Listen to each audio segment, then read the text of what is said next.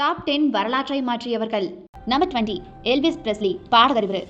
MIT தரப்படி எல்லா காலகட்டத்திலும் பிரபலமான பாடகர்கள்ல எல்விஸ் பிரெஸ்லியும் ஒருத்தர்னு சொல்லலாம். இவர் பாடிய ஆல்பம் 1 பில்லியனுக்கும் அதிகமாக விற்பனையானதால தனி பெரும் கலைஞனாக எல்விஸ் இருக்கிறார் இப்ப வரைக்கும். அது மட்டும் இல்ல, ஜப்பானுடைய மிகப்பெரிய நட்சத்திரங்கள்ல இவரும் ஒருத்தர்னு சொல்லலாம். நம்பர் 19 இம்ஹோடெப், கட்டிட கலைஞர் தான் இவர்.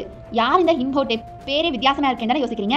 கிமு 27ஆம் நூற்றாண்டுல கட்டப்பட்ட ஜோசர் அப்படிங்கிறவருடைய பிரமிட் இருக்குல்லையா, அந்த பிரமிடுடைய வடிவமைப்பாளராகவும் கட்டிட கலைஞராகவும் இருந்திருக்காரு இவர்.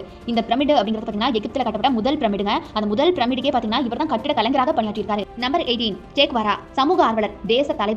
இவரை பல இடங்கள்ல இப்ப கூட பாத்தீங்கன்னா பல யூசர் நேம்ஸ்ல டிபியா பாப்பீங்க. அப்படி யார் தான் இவரு அப்படின்னு கேட்டீங்கன்னா, சேக்குவாரே கியூபா நாட்டுடைய விடுதலைக்காக போராடிய புரட்சியாளர் தான் இவர். அப்படி ஒரே ஒரு வட்டத்துல மட்டும் அடைக்க முடியாது. சேக்குவாரே பண்ணாத புரட்சியே இல்லைன்னு சொல்லலாம். முன்னாள் கியூபா அதிபர் பிடல் காஸ்ட்ரோவுடைய வலது கையாகவும் கொரில்லா படையுடைய தலைவராகவும் இருந்தவர் தான் சேக்வாரா.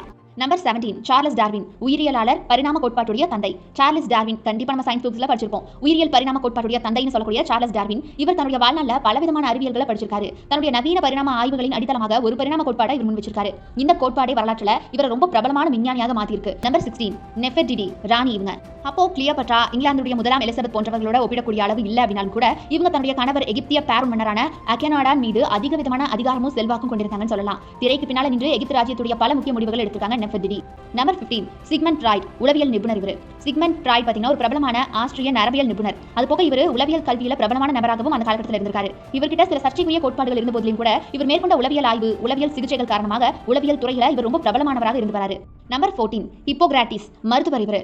இந்த ஹிப்போகிராட்டிஸ் பண்டைய கிரேக்க மருத்துவராக இருந்திருக்காரு. இவர் மேற்கத்திய மருத்துவத்துடைய தந்தை அப்படின்னு அழைக்கப்படுறாரு. இவர் மருத்துவத்தை ஒரு தொழிலாக மாற்றியிருக்காருன்னு சொல்லலாம். அப்ப காலகட்டத்தில் பாத்தீங்கன்னா ஒரு சர்வீஸாக மருத்துவத்தை பார்த்துருக்காங்க.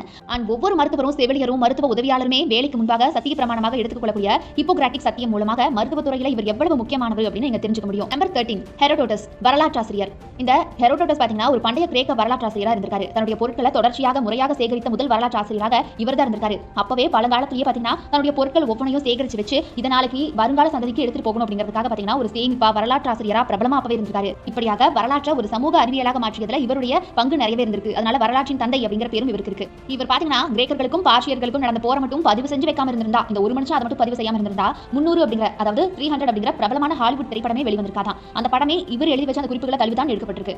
நம்பர் 12 கலிலியோ கலிலி, வானியல் அறிஞர்.